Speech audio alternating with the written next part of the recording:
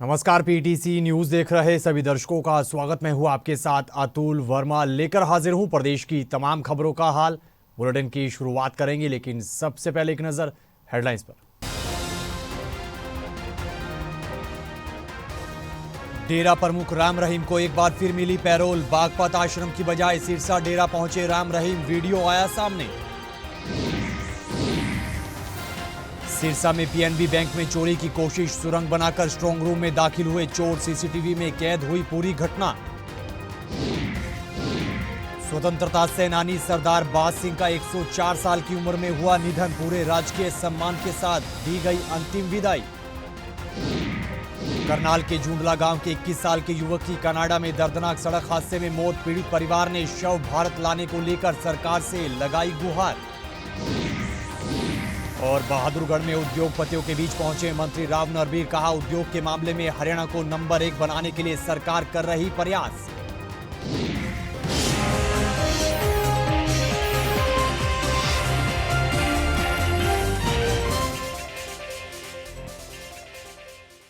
तो चलिए बुलेटिन का आगाज करेंगे डेरा प्रमुख राम रहीम से जुड़ी अहम खबर के साथ। डेरा प्रमुख राम रहीम को एक बार फिर से पैरोल दिए जाने की खबर सामने आई है। जानकारी के मुताबिक राम रहीम को साल 2017 के बाद ये 12वीं बार मौका है जब उन्हें पैरोल दी गई है। वहीं रोहतक जेल प्रशासन ने गुरमीत राम रहीम को गुपचुप तरीके से मंगलवार सुबह 5:25 पर जेल से बाहर निकाला। सूत्रों से मिली जानकारी के मुताबिक राम रहीम को इस बार 20 दिन की पैरोल दी गई है और राम रहीम बागपत आश्रम की जगह सीधे हरियाणा के सिरसा डेरा पहुंचे हैं और उनका वीडियो भी सामने आया है। इस वीडियो में वो साथ संगत से एक अपील करते हुए नजर आए हैं, देखिएगा। प्यारी साथ संगत जियो, परमात्मा की कृपा से आपके दर्शनों के लिए फिर से आपकी सेवा में आए हैं और इस बार सरसा धाम में आए हैं, शास्त्रनाम जी श्यामस्तान जी धाम में। तो आपसे प्रार्थना है कि आप लोग शास्त्रनाम जी धाम श्यामस्तान जी धाम सरसा में ना आएँ, अपनी अपनी जगह पे रहें, हमें दर्शन दें। तो आपसे प्रार्थना है, आप जैसे भी सेवादार आपको कहेंगे उस पर पूरा अमल करना है जी। आप सबको भगवान बहुत खुशियाँ दे, परमात्मा सतगुरु मौला, और घरों में बरकतें आएँ। बहुत बहुत आशीर्वाद। इधर सिरसा के गोरीवाला में पुलिस चौकी से महज 100 मीटर दूर पीएनबी बैंक में चोरी की कोशिश का मामला सामने आया है। जानकारी के मुताबिक उच्च अधिकारियों की तरफ से कैश को लेकर जांच पड़ताल की जा रही है। पुलिस को सूचित किया जा चुका है। इधर पुलिस अधिकारी ने बताया है कि अज्ञात चोर बैंक परिसर में सुरंग बनाकर स्ट्रांग रूम में दाखिल हुए और सीसीटीवी कैमरे में ये पूरी घटना कैद हो गई है। फिलहाल सीसीटीवी फुटेज को कब्जे में ले लिया गया है और पूरे मामले को लेकर जांच पड़ताल की जा रही है। गोरीवाला चौकी जो है उसमें हमारी जो पीए सदर में पड़ती है, एक चोरी के प्रयास के बारे में हमें एक सूचना प्राप्त हुई, जो पीएनबी में प्रयास हुआ था उसका। और उसमें चोरी में जो है बैंक में किसी प्रकार की चोरी नहीं हुई है, ना कोई डॉक्यूमेंट चोरी हुआ है, ना कोई करेंसी चोरी हुई है। और उसमें एक सीसीटीवी फुटेज हमने देखा जिसमें कि एक पर्सन जो है शॉल ओढ़े हुए नजर आ रहा है। इसके लिए हमने 3 टीम गठित कर दी गई है और जल्द ही हम आरोपी को गिरफ्तार करेंगे। खबर हिसार से है। हिसार के बीड़ बबरान गांव के निवासी और स्वतंत्रता सेनानी सरदार बाज सिंह का 104 साल की उम्र में निधन हो गया है। उन्हें पूरे राजकीय सम्मान के साथ अंतिम विदाई दी गई। सरदार बाज सिंह का जन्म पंजाब के अमृतसर के गांव सोहल में हुआ था। स्वतंत्रता संग्राम में उनके योगदान को देखते हुए प्रशासनिक अधिकारियों, जनप्रतिनिधियों और समाज के लोगों ने उन्हें श्रद्धांजलि अर्पित की। एसआई नसीब खान के नेतृत्व में पुलिस दल ने सलामी देकर उन्हें नमन किया। स्वतंत्रता संग्राम के दौरान उन्होंने अंग्रेजों द्वारा जमींदारों पर लगाए गए 1 रुपये प्रति एकड़ के टैक्स का विरोध किया था और इस आंदोलन में उन्होंने लाहौर में प्रदर्शन किया था और अपनी मांगों को मनवाने में वो कामयाब भी रहे थे। ये वो इंसान थे जिन्होंने देश को आज़ाद कराने में बहुत बड़ा योगदान दिया। गिने चुने लोग थे, उस दिन अपने पास कोई साधन नहीं थे। बेटा शोर ना करो भाई, शोर ना करो। तो कोई संसाधन नहीं थे, कुछ भी। फिर भी इन्होंने अंग्रेजों की जंजीरों को, उनकी गुलामी की जंजीरों को तोड़ने में महत्वपूर्ण योगदान दिया। उस टाइम 1 पैसा जजिया टैक्स लगा था, उसके खिलाफ सबसे पहले लड़ाई लड़ने वाले ये मेरे पिताजी थे। और वो जो लड़ाई इतनी चरम सीमा पर चलेगी, पूरे हिंदुस्तान के अंदर उस लड़ाई की आगाज हुआ और जिससे अंग्रेज सरकार को झुकना पड़ा और इनको जेल की यातनाएं भी सहनी पड़ी। जो तशद्दुद वो कर सकते थे पूरी जान से तो मारा नहीं, कसर कोई छोटी नहीं। घर को बर्बाद कर दिया, जमीनें कुड़ कर ली गई, नीलाम कर दी गई, सब कुछ हुआ, बर्बाद कर दिया गया, लेकिन ये पीछे झुकने का काम नहीं किया है। काफ़ी सालों से बचपन से इनको जानते हैं, अच्छे समाज सेवी के आदमी हैं। हर चीज़ में भाग लिया करते हैं। हमारे तो ये स्वतंत्रता सेनानी शायद लास्ट ही होगा इंसार का। एक पिछले साल गुजर गया था, 2 थे। तो अब तो शायद हमारे सामने तो ये इनकी आत्मा को शांति दे। बहुत अच्छे आदमी ने, काफ़ी मेल जोड़ के आदमी ने। हम तो बचपन से इनको देखते थे। प्रशासन की तरफ से हाजिर हुए और श्रद्धांजलि दी गई। स्वतंत्रता सेनानी थे, हमारे देश के प्रति इनका बहुत योगदान था। एक तरह से हिसार के लिए गौरव भी थे कि इन्होंने बिल्कुल हिसार के लिए बिल्कुल गौरव थे जी, और ऐसे ऐसे जो व्यक्ति हैं बहुत कम होते हैं। इधर करनाल के जूंडला गांव के 21 साल के युवक की कनाडा में दर्दनाक सड़क हादसे में मौत की खबर निकल कर आई है। इधर पीड़ित परिवार ने शव भारत लाने को लेकर सरकार से गुहार लगाई है। पीड़ित परिवार के सदस्यों ने बताया है कि कनाडा में 2 ट्रक आपस में टकरा गए थे। हादसे में दूसरे ट्रक में मौजूद दोनों ही लोगों की मौत हो गई, जबकि युवक नवप्रीत के साथ मौजूद दूसरा ड्राइवर बाल बाल बच गया। हादसे के बाद कनाडा की पुलिस मौके पर पहुंची और शवों को कब्जे में लेकर पोस्टमार्टम के लिए भिजवा दिया है। फिलहाल पीड़ित परिवार सरकार से शव भारत लाने को लेकर गुहार लगा रहा है। भी पता नहीं था भी हमें हमारे साथ इतना मतलब जुल्म हो गया, इतना मतलब बड़ा हादसा हो गया। तो वो शादी से आई थी, मतलब अपना जोवियल मूड में, जुबिलियंट मूड में। उसके 15-20 मिनट बाद ही वो जो फ़ोन से मतलब फ़ोन आ गया वैसे जो नवप्रीत की डेथ हो गई है। और तब जो ट्रेजिक हॉरिबल सीन बना ना, वो उसको हम एक्सप्लेन नहीं कर सकते। जैसे फैमिली के ऊपर एक मतलब दुख का, अगोनी का पहाड़ी टूट पड़ा।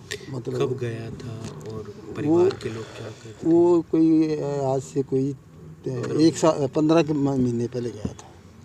और यहाँ की तो एक्चुअली आपको भी पता है, सबको पता है, क्योंकि बच्चों का गवर्नमेंट लेवल पे लगा लो, मैं तो गवर्नमेंट लेवल पे ही कहूँगा, फ्यूचर डार्क है, वेरी डार्क है। कोई मतलब पढ़ा लिखा बच्चा हो, उसको प्रॉपर सर्विस नहीं मिलती है तो बड़ी कॉम्प्लिकेटेड ढंग से मिलती है। वो यहाँ से जैसे आजकल ये ट्रेंड चला हुआ है, एजेंट की मार्फत गया था, 30 लाख रुपए पैसे, 30 हाँ टूरिस्ट वीज़ा पे गया था। वहाँ जाके उसने LMI वगैरह लेके और अपना काम करना शुरू किया। जैसे ही अपना अच्छा ठीक ठाक कर रहा था काम, जैसे शुरू में 4-5 महीने तो खाली रहा, फिर ड्राइविंग लाइसेंस बनवाया। जैसे जैसे वहाँ काम मिला अपना कर रहा था, अचानक ये बीच में हादसा हो गया जिसमें उसकी जान चली गई। हमारी मांग फिलहाल तो यही है, उसकी डेड बॉडी है जो जल्दी से जल्दी आ जाए, ताकि कम से कम हम ये संतुष्ट, अपने बच्चे को देख के संतुष्ट हो भी। अब तक तो यकीन भी नहीं आ रहा भी हमारा बच्चा चला गया है। तो सरकार से हमारी यही मांग है। सर हम इतने दुखी हैं, डिमांड तो रख नहीं सकते। किसी से बात की है? अभी तक हमने किसी से बात नहीं, वहाँ पे बात चल रही है। कृषि के साथ साथ अगर उद्योग भी तरक्की करेंगे तो देश और प्रदेश भी तरक्की करेगा, ये कहना है प्रदेश के वाणिज्य उद्योग मंत्री राव नरबीर सिंह का। बहादुरगढ़ में उद्योगपतियों के बीच पहुंचे मंत्री राव नरबीर सिंह ने उद्योगपतियों से मुलाकात की, उनकी समस्याएं सुनी और समाधान के लिए उन्हें आश्वासन भी दिया। इस दौरान मंत्री राव नरबीर ने कहा कि उद्योगों के मामले में हरियाणा को नंबर 1 पर लाने को लेकर प्रयास किया जा रहा है और सैनी सरकार इसको लेकर लगातार प्रयासरत है। तो भाई आज इंडस्ट्रियल एसोसिएशन बहादुरगढ़ की तरफ से प्रोग्राम था। औद्योगिक मंत्री के तौर पर आज पहली बार बहादुरगढ़ आया हूं और लोगों को बहुत उम्मीद है कि तीसरी बार भारतीय जनता पार्टी की सरकार प्रदेश में बनी है। नायब सैनी जी चीफ मिनिस्टर बने। मैंने कहा लोगों से कि एक अच्छा इंसान, एक नेक दिल और हंसमुख इंसान पहली बार इस हरियाणा का चीफ मिनिस्टर बना है। सभी चीफ मिनिस्टरों ने अपने अपने समय पे अच्छे काम किए, लेकिन ये एक नायाबी आदमी है जिससे आम आदमी बहुत खुश होगा। इसके काम करने का तरीका भी बहुत अलग है। औद्योगिक के रूप में हरियाणा उतना अग्रणी नहीं रहा जितना लोग समझते हैं। मेरी ये कोशिश होगी कि हरियाणा देश में पहले नंबर पर आने की कोशिश करे। हम कोशिश करेंगे तभी कामयाब होते हैं। वादे तो पूरे नहीं होते, लेकिन दुनिया में जो आदमी कोशिश करता है वो एक दिन कामयाब हो जाता है।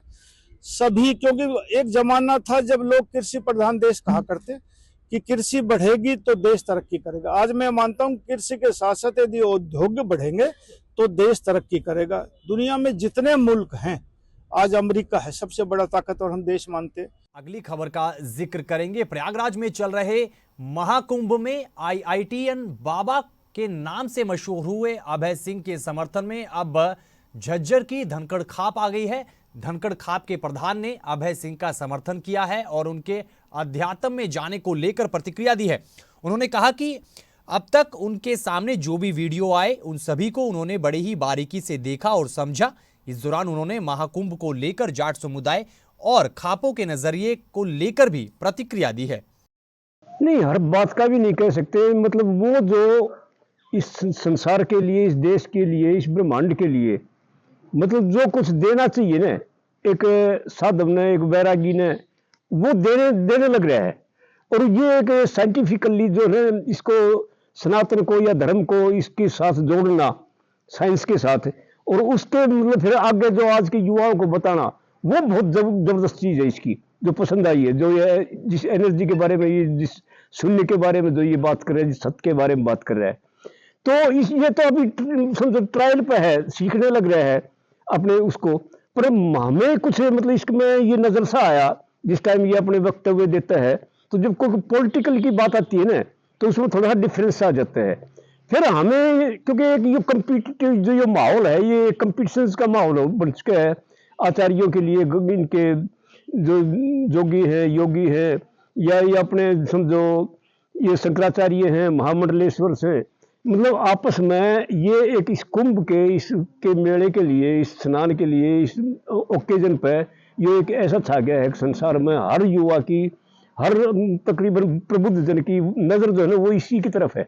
इधर सैनी सरकार का 100 दिन का कार्यकाल पूरा हो चुका है। वहीं बीते दिन मुख्यमंत्री नायब सिंह सैनी ने इस कार्यकाल को लेकर प्रतिक्रिया दी है, प्रेस कॉन्फ्रेंस की है। इस दौरान उन्होंने क्या कुछ कहा है, क्या कुछ बड़े ऐलान उन्होंने किए हैं और सरकार के कामकाज किस तरीके से गिनवाए हैं, सुने। आज मुझे खुशी है कि मैं आज आप लोगों से रूबरू हो रहा हूं। आज पूरे हरियाणा प्रदेश के हमारे सभी कर्मचारी भी आज शायद देख रहे होंगे इस बात को, परंतु मैं ये कहना चाहता हूं कि 95% कर्मचारी आज इस हमारी ट्रांसफर पॉलिसी से संतुष्ट हैं। अगर कोई 5%, 2%, 3% अगर कोई दिक्कत आती है, क्योंकि उसको भी एडजस्ट करने का काम करते हैं, परंतु आज हमारे कर्मचारी भाइयों को चक्कर काटने की आवश्यकता नहीं है। ये ट्रांसफर पॉलिसी जो नीति लागू की है, ये हमारा देश का पहला राज्य है। वहीं इसी कड़ी में PTC न्यूज ने कैबिनेट मंत्री श्रुति चौधरी से खास बातचीत की है और सैनी सरकार के 100 दिन के कार्यकाल को लेकर उनसे प्रतिक्रिया भी ली है। देखिए। आज आपने देखा कि स्वयं मुख्यमंत्री जी ने अपने 2 घंटे उन्होंने लगाए, एक एक बात विस्तार से उन्होंने बताई, और ये तभी पॉसिबल है क्योंकि इतना काम हो चुका है और उन्होंने 1 मिनट भी नहीं वो बैठे। और वो ऐसे चीफ मिनिस्टर हैं, ऐसे नेतृत्व उन्होंने हम सबको दिया है कि जिसको कहते हैं ईयर टू द ग्राउंड, वो सबकी सुनते हैं, फीडबैक उनके पास आता है और इसलिए ये सब संभव है। माननीय प्रधानमंत्री जी का आशीर्वाद है, तो 2 चाहे स्टेट की बात हो और सेंटर को मिला के वो जैसे कहते हैं शक्ति दुगनी हो जाती है, इसलिए इतना कुछ संभव भी है। लोगों के लिए सारे की सारे हम सब प्रतिबद्ध हैं कि बिना भेदभाव के लगे रहें। 240 बिंदुओं का जिक्र है संकल्प पत्र में। 18 बिंदु जो है आज की पत्रकार वार्ता में उन्होंने जिक्र भी किया, यहाँ तक कि उन्होंने 24 फसलों का भी जिक्र किया, नाम भी बताया। विपक्ष लगातार कहता था 24 ऐसी कौन सी फसलें हैं जिससे हरियाणा सरकार MSP पे खरीदती है, तो इसका भी जिक्र किया उन्होंने।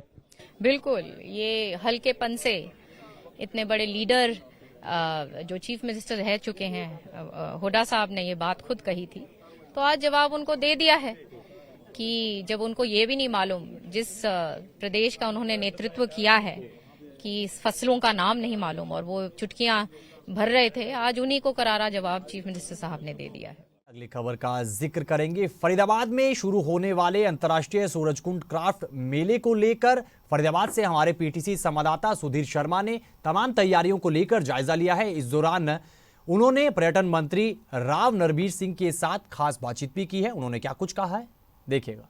सफाई का अभी देखो ना, समय नज़दीक आता जा रहा है। आज से ही वैसे तो हमारा टूरिज्म डिपार्टमेंट तैयारी करते करते मेरे ख्याल में 2-2.5 महीने हो गए, पूरा तैयारी कर रहा है। आज जो है नागर साहब लोकल है फरीदाबाद से, और पूरा प्रशासन, पूरा हमारे डीसी साहब भी साथ में हैं और अभी सीपी साहब साथ में थे, तो देखने के लिए भाई कहाँ कहाँ कौन कौन से स्टॉल कहाँ कहाँ रहेंगे, कहाँ कहाँ पार्किंग रहेगी, एक बार थोड़ा जायजा ले रहे हैं। फिलहाल इस खबर के साथ इस बुलेटिन में इतना ही, लेकिन पीटीसी न्यूज पर खबरों का सिलसिला बदस्तूर जारी है। आप बने रहिए पीटीसी न्यूज के साथ। फिलहाल के लिए दीजिए इजाजत। नमस्कार।